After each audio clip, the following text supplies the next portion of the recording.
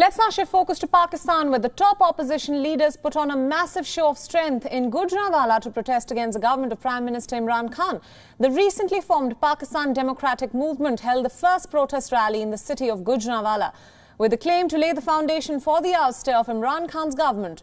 Thousands of political workers and supporters from across Pakistan attended this rally, and it was perhaps one of the biggest shows of strength by the mostly fragmented Pakistani opposition in recent years.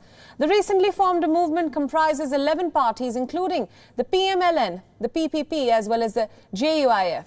Nawaz Sharif also addressed the rally through a video link from London, where he accused the country's army chief, General Qamar Javed Bajwa, of toppling his government. He also targeted General Asim Bajwa for the state of the country.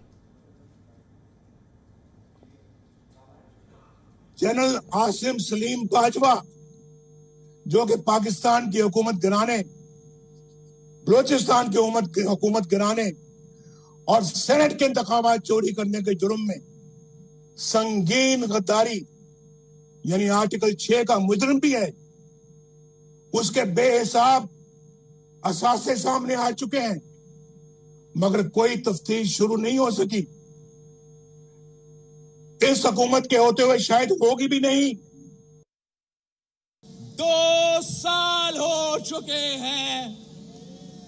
मेरा आपसे एक ही सवाल है,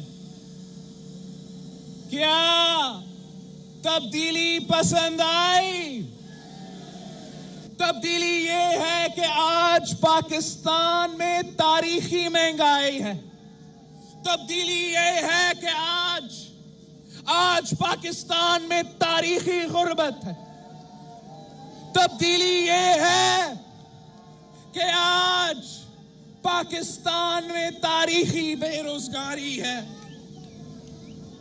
Maulana Fazlur Rahman, who is the Jamaat Ulema Islam's chief, said that Pakistan's opposition is committed to restoring the sanctity of the people's vote.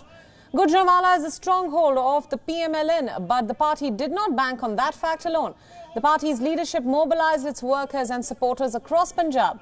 In fact, Nawaz Sharif's daughter Maryam Nawaz was clearly the star of the show, who also addressed the gathering.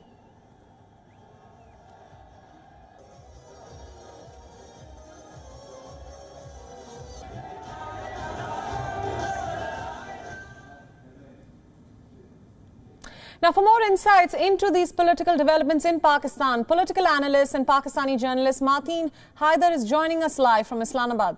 Thank you so much for joining us. Now, some big political developments are taking place in Pakistan as the opposition is mounting a united front against the Imran Khan government. Even Nawaz Sharif joined in through a video link from London, where he made some pointed remarks against a few. Tell us a little bit more about how these protests will shape the political landscape in the country in the coming days. Well, thank you so much. Indeed, Gujranwala rally by Pakistan Democratic Movement is a big development, but of course, it may not be the leaders in that rally or this particular event may not be in a position to topple PDI's strong government. And just hours before this particular rally, Prime Minister Imran Khan also chaired the parliamentary party of Pakistan Tehreek-e-Insaf, in which he made it clear that there is no threat to his government from this particular political rally. Now, there are 2 points. One, that former Prime Minister Nawaz Sharif spoke from London and made scathing attack on Pakistan's army chief for being political, right? And also made a scathing attack on Pakistan's spy agency's chief, Lieutenant General Faiz Hamid, who heads inter-services intelligence. So this is just routine. He's politicizing Pakistan's military and Pakistan's intelligence agency. Right. And people were expecting, and everybody was expecting that this particular political show by PMLN and Fazlur Rahman and Pakistan People's Party will set the roadmap for future political scene or path in Pakistan. But instead of definitely announcing something new, right, they have been stick to a price hike, routine issues, and nothing like that. So Right. I don't think so now that this particular Gujranwala rally, which continued for a couple of hours, be in a position to shake the government. Of course, it's a political pressure, no doubt. It's a political pressure on Punjab government, where PTI has his government, and of course central government, which is headed by Prime Minister Imran Khan. But again, this is the third speech in which former Prime Minister Nawaz Sharif made scathing attacks on country's top military leadership. And after this particular speech, there is no hope, or there is no chance of any rapprochement between him and the military establishment. He has put Mr. Nawaz Sharif put himself and his party into a very serious trap. And his younger brother is already under arrest by the National Accountability Bureau. So that happened because of his previous speeches. So Mateen, now, just to interrupt you there, just a follow-up question to that. Now, this is being dubbed as the biggest show of strength against Imran Khan, and one of the key players who is emerging in these protests has been Maryam Nawaz, who enjoys huge popularity. So weigh in a little bit on her political future. Yes, of course, I'll be definitely very neutrally speaking. This particular Gujranwala rally, right, and look into their speeches, content, and everything. As I said earlier, they have been unable to announce anything fresh, new democratic roadmap, nothing like that, except typical traditional conventional attack on PTI government. So I don't think so now that this particular rally will pose any direct threat. And as far as Pakistan People's Party's participation into this particular rally is concerned, that was to express solidarity with Maryam Nawaz and Mr. Nawaz Sharif, because Pakistan People's Party's chief and co-chairman Asif Ali Zardari and chairman Bilawal Bhutto Zardari has already made commitments with them. But behind the scene, PPP has developed understanding with Prime Minister Khan. Because of upcoming Senate election, PPP wanted to secure Senate seats from Sindh province, which is why behind the scene PPP has developed understanding with PTI government. Just as a gesture of solidarity, they are joining. I don't think so now that these rallies, this one and the upcoming one, will pose any direct threat. But however, it's we have to accept its separation on PM Khan. And PM Khan has also to come out to the streets and make public campaigns. And these things are happening at a time. Last sentence, these things are happening when there are elections in Gilgit-Baltistan as well.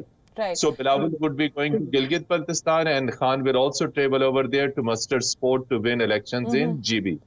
Right, that brings me to my final question as we wrap up our discussion. Can you sum up for our viewers some of the key challenges that the Imran Khan government faces right now, from the state of the economy to the COVID-19 outbreak, as well as now this political upheaval?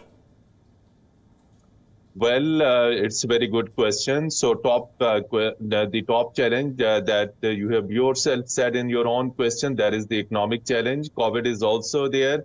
But on the top of it, of course, people across Pakistan are quite upset over the price hike, because that is affecting common man in Pakistan. Essential food items, the prices are skyrocketing. Even the prices of normal vegetables, that is beyond control of the government. Despite taking all these steps, simply the wheat, the sugar, the dairy, fruit and vegetables, this is quite a serious issue that is posing to Mr. Prime Minister, and security issue as well.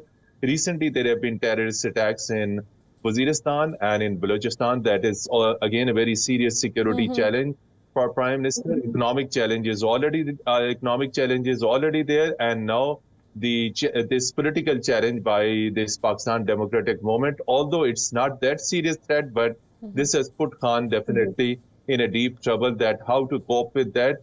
Of course, yesterday there have been statements by his provincial ministers and federal ministers against this particular rally, but merely issuing statements will not helpful in dealing and overcoming the opposition's challenge. Right. All right, Mr. Haider, thank you so much for joining us on this broadcast, and thank you for all your insights into this news development.